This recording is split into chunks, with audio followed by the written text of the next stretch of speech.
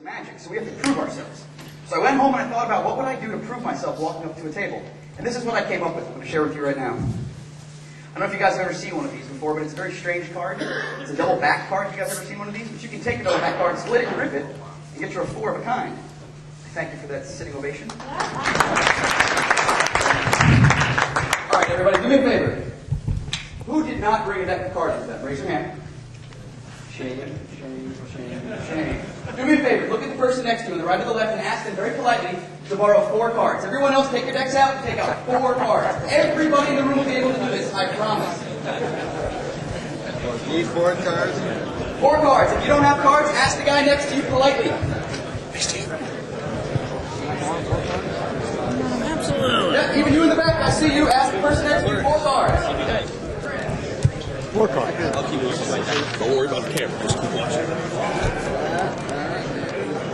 4 cards. Got it. Oh, you got good ones. Yeah, in the back. Just hold it. 4 cards. Now, I use the 4 jacks because I call this effect the Ripper. The jokes don't get any better. But any 4 of a kind will work if you're borrowing 4 cards. Doesn't matter now, but when you go to perform it, just make sure you have 4 of a kind. Does everybody have 4 cards? Who does not have 4 cards? Raise your hand. Nobody wants to admit it. All right, if you see anyone raising their hand, hand them 4 cards. Take your 4 cards and split them into 2 colors. Now again, if you've been given cards and you don't have 2 reds and 2 blacks, don't worry about it for now. But when you go to perform it, make sure that you split your cards into 2 colors. So my blacks and my reds. 2 colors in between, the other color. Square it up and make sure that it's facing the sky. Okay, so they're all face up. Now go ahead and give them a bend. It's okay, they're his cards. By the way, this all happens before you go to perform the effect. You laugh, but I was in Cincinnati last week, and I had to explain that. So give them a squeeze. Now take the top 2 jacks and turn them over, so now they're facing the other 2 jacks, or your 4 of a kind, or any 4 cards you're using. Like so. Yes, everybody with me? Yeah. Okay. Square it up, and give it 1 more bend. Now when you give it this last bend, you're going to make sure that 2 cards bow up and 2 cards bow down. If not, go back and rebend your cards. Everybody with me? Yep. This packet goes in any pocket you'd like. It can go in a side pocket, top pocket, back pocket. If I were wearing a jacket, it would be in the side pocket. But for now, let's talk about it in your front pocket. Okay? Let's say that it's sitting right here in my pocket. You take your right hand, you reach in, and you push down with your right thumb. What happens is the pocket, the lining of the pocket, catches the top and the bottom, and it squares it on the bottom. You see what happens? It's squaring it. Now I do that the same thing to the left or the right side. It doesn't matter, but either side, because again, it's going to catch the lining of the pocket so it squares the block of cards. Because if you pull your cards out like this, the effect's not so good. Okay, so make sure, oh, by the way, when your hand's in your pocket, let's see if I can do this here. When your hand's in your pocket, don't leave it there too long.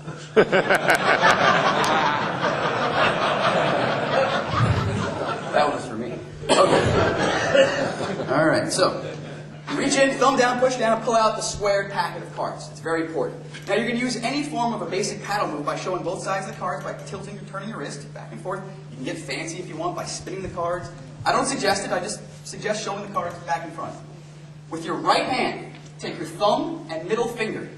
Right thumb on the lower right corner, middle finger on the upper right corner. Everyone hold it up. I want to see that everyone's doing this properly. Because it's right hand, right corners.